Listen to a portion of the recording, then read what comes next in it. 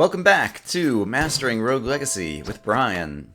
And we have a spellsword who has OCD and PAD. And we still have a siphon rune, and so this spellsword is going to be getting mana like nobody's business. And on top of that, has a cheap spell, the magic dagger, and so we should plan to cast spells all the time. We also have some vampirism for the first time as a result of having the blood cape, which our previous character managed to find in the castle, which means we're going to get back 2 hit points for each kill. And so that should really help us out in the long run as well. So let's head into the castle and see just what we can do with this particular character. And I'm feeling a little bit confident, and so I'm going to leave the furniture in this room, planning to come back to it later when I teleport back, and hoping that that furniture might contain... Yikes! Alright, look at this. I'm using spells already, which is good. Nice, and the spell sword still actually hits reasonably hard as well. But let's cast magic daggers like nobody's business. OCD is a trait that I can't remember if we've seen before in this playthrough, but basically it causes you to gain mana back each time you break a piece of furniture. Oh my goodness! Take no damage. Can I do this? Let's actually look at this for a moment. I am going to give it a shot, because fairy chests are extremely valuable. This is a safe place to stand, believe it or not. Okay, I think I see an opportunity happening now. Yes! Awesome. Sky Rune Bracers. I like the Sky Rune. I find it to be better than the double jump, although a little bit harder to manage. We'll perhaps see it in the not-too-distant future. Ouch. Okay, and I'm going to take some damage on the way out. But it was probably worth it for a rune. Let's go ahead right now while I'm thinking about it and go back and break the furniture in here and hope that there's going to be chicken leg in here. Okay, there was not, but it was worth a shot. Okay, now I really need to just kill some guys, get some easy kills, so that I can use my vampirism to get some hit points back, because we're already pretty low on hit points. And here's a guy who'll be easy to kill if I leave the room and come back in, because he has a cooldown on when he can fire, and the cooldown takes place even if you leave the room. And re-enter. Yikes, okay, let's get out of here. Let's hit this guy with a dagger. Great. He's dead. Now let's hit this guy with a dagger. Great, he's dead. And I'm slowly gaining back some hit points. So, with vampirism and a spell sword, yeah, we could do some amazing things here. Okay, I can see where that guy's firing from, and so I can hit him from a long way away. Great. I killed that guy who was shooting at me. Yeah, so if we just kind of carefully progress throughout the room. Yeah, okay. Things are happening. Neat. Strength increase +1. I wanted to buy an attack up, but we had to be very choosy about how we spent our money last time. But that will help tremendously to help ensure that lots of guys are going to be one-hit kills. This painting is undoubtedly going to come to life. But I've defeated it. I defeated the painting. And let's see, these guys shouldn't be a problem, especially if I use some magic. And if you'll notice, the floor is a different color right here, and in the bottom right you might see something glistening. It's a hidden fairy chest. Balance rune sword. That is very good. That is very good. It is basically a combination of siphon and vampirism. If you put on a balance rune, with each kill you will gain back 1 mana point and 1 health point. Alright, so let's kill the guard box, and then we'll probably potentially use some mana to kill off the corrupt knight. Oh yeah, things are happening. This is a really good character. And he's got PAD on top of it. I forgot about that already. But with the PAD, basically we don't have to worry about floor spike traps where the spikes come out of the floor, because our character will not set them off. And we're getting more equipment. Squire Cape. Okay, great. I think this might be our first really good character run, assuming I don't screw it up. So this is presumably the entrance to the forest. It is. This character is sufficiently powerful that he'll be able to live through a fair bit of the forest if I don't screw things up. So let's endeavor to do exactly that. Not screw up. Okay. Earthazor, Terrazor, whatever you're called. Earthazor. Okay. We can kill you with some repeated attacks. Okay, wards are usually very dangerous, but I can hit him with Magic Dagger from far away. Scout I can hit from far away, even just off the screen after I see where he is. This guy I can hit from far away. This guy I can hit from far away once again. Awesome. Yes, the Magic Daggers and the fact that I'm getting magic back each time I hit enemies. Let's go do a melee shot with the spell sword so that we gain more mana back. Great. Yeah, we have some good things going here. Okay, I need the mana, so I'm going to kill this guy melee so that I can refill my mana. There we go. Mana's back to full, and health is back to full. That's what a combination of vampirism and a good character can do. Okay, great. Okay, this guy could be dangerous. Yikes. Okay, took some damage there. But fortunately, we got our health back up to full before. This will be actually a pretty difficult room. And so I think I'm going to make the smart play and just go find an easier room to take on. Leave that room behind. Okay, this is a great room for this character because I have PAD, peripheral arterial disease, no foot pulse, which means the spike traps in the floor don't even know that I'm here. And as a result, they're not triggered. Alright, so we can gain a whole bunch of gold that way. Terrific. Where else do we need to go? Looks like to the left. Although that might exit the forest again. I might have to go through that room if I want to explore more of the forest. We'll see. We'll see what's over here. Oh, there's more forest here. Terrific. And the healing thing I need already. So we'll go ahead and use it. I can jump over this guy's head and hit him in the back, which is the best way. Okay. Oh, crap. Alright, that was not smart. Didn't play the beginning of this room well, and I'm very low on health. Can I defeat this room? I still think I can. I just need to play it better. Great. That was better. Let's do that. Let's do that. And that. Great. Alright, if I kill guys, I can get some hit points back through vampirism. I just need to make sure I don't take any more damage. And actually, do I have a healing item? Yeah, I do. I have a healing item that I didn't use out of this statue down here, don't I? So let's go ahead and get the chicken leg. And now let's be very careful as we enter other rooms, because I'm still pretty low on hit points. Let's try to find easy ones where I can peel off enemies one at a time. This may or may not be one. I think it is, actually. Yeah. Great. Let's just try to peel off enemies one at a time. Use plenty of magic.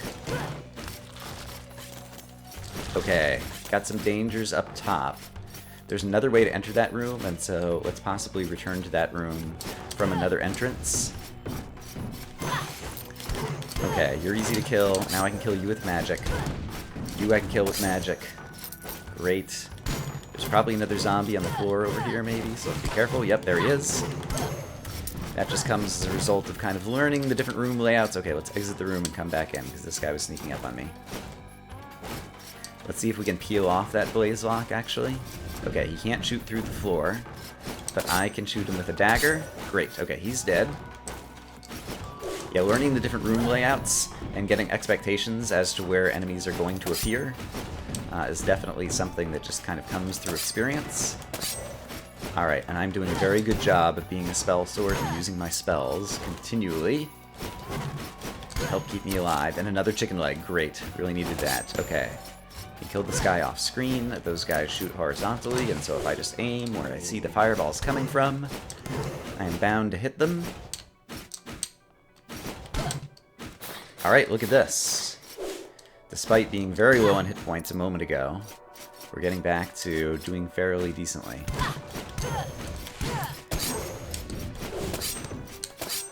Darn it, I knew I was going to take a hit there, but I didn't see a way to avoid it, other than exiting the room, and there was a chicken leg on the ground, so it seemed worth the risk to press on.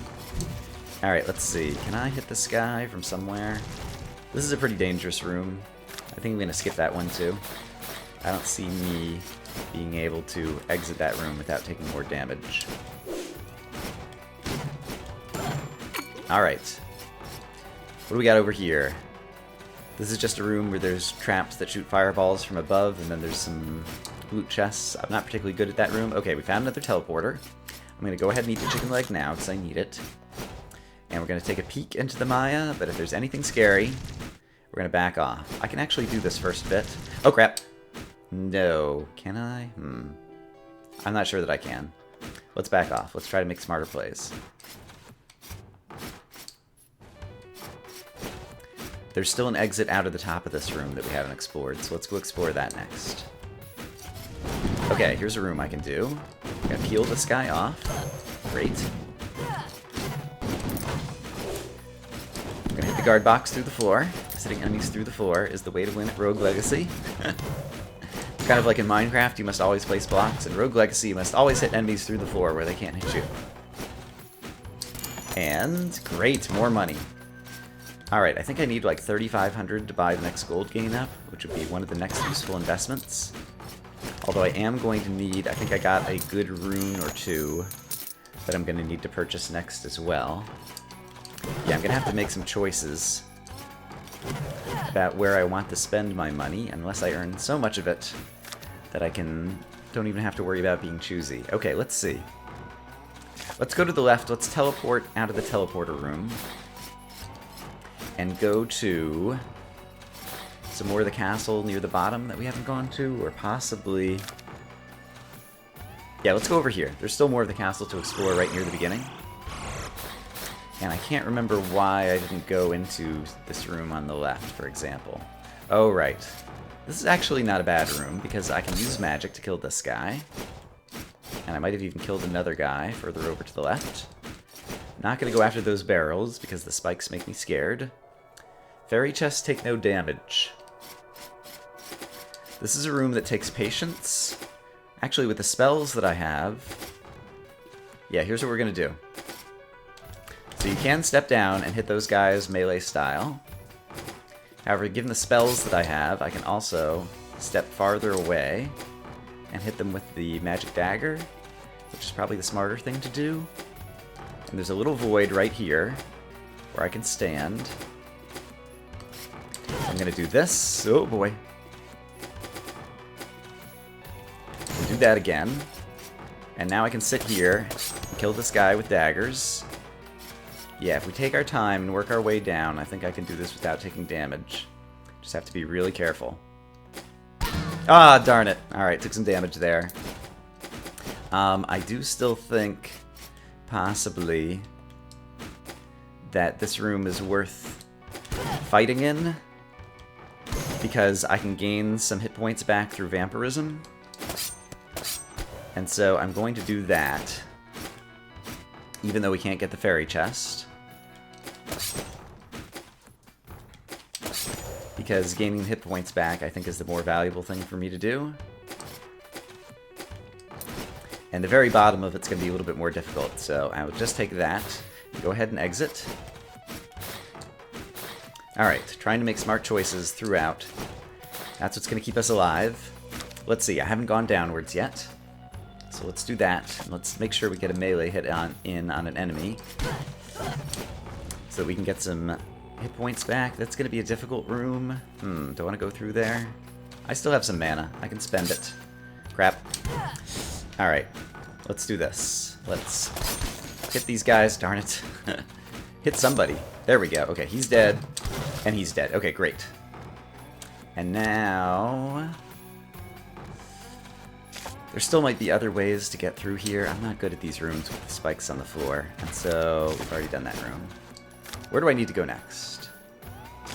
Let's remember why it was that I was so scared of the forest. So let's go take a peek over there. And let's also use one of the statues with the mana potions, because I am a little bit low on mana at the moment. Actually, there's some forest down and to the left. Let's take a peek at that. Or was that the dungeon entrance? I don't remember what was over here. No, I just haven't explored over here. Let's explore right here. Oh, great. It's the boss room. Still not ready to take on the boss. But I am ready to have another teleporter room in my back pocket. Nice. Okay. And I'm also ready to find some easy rooms, because who wouldn't want to? Neat. We can pray for assistance. Let's do it. Helios' Blessing. This causes enemies to drop more gold, So if you can stay alive for a long time and kill a bunch of bad guys, that is a great thing to have. So let's try to do exactly that. This is the entrance to the dungeon.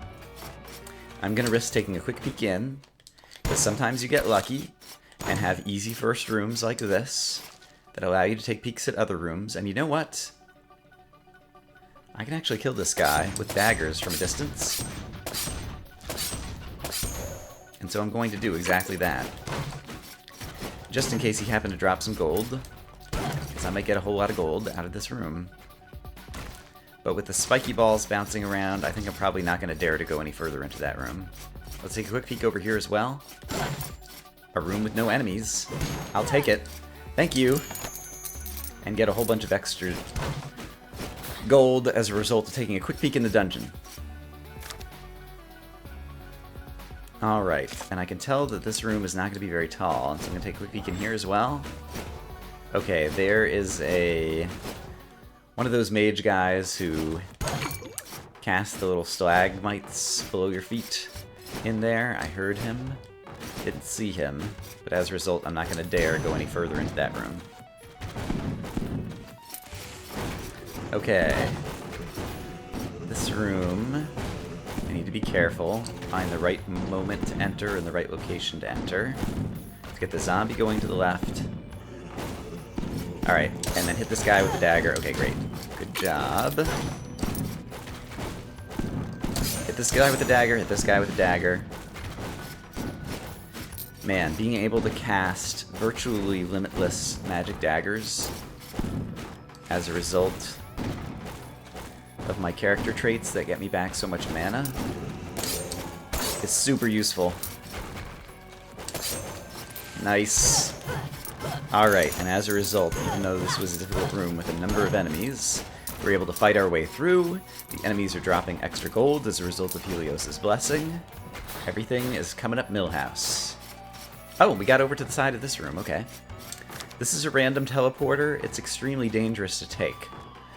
But at the same time, I'm tempted to take it, simply because we've explored most of the easy rooms and most of the places that I've seen have been hard. So let's hope this takes us somewhere random in the forest or the Maya where we might stay alive for a little bit. Here goes nothing. The forest, terrific. Exactly where I wanted to be. I'm likely to be able to stay alive, and I didn't have to fight through the one hard room in the forest. Nevertheless, let's try to make our way back towards where we have been, so that we can get back to some healing statues and things. Although I'm not sure that I have that many healing statues left. Oh boy. Just sitting around in my back pocket. Alright, so somewhere off screen, there is a pterosaur firing stalagmites at me. Let's go ahead, oh darn it, hit the chain door from distance. There he is. There's two of them. Darn it. Come on, Brian. Gotta hit him. Alright, I gotta get him to come out into open space where I can actually hit them. There we go. There we go. One is down.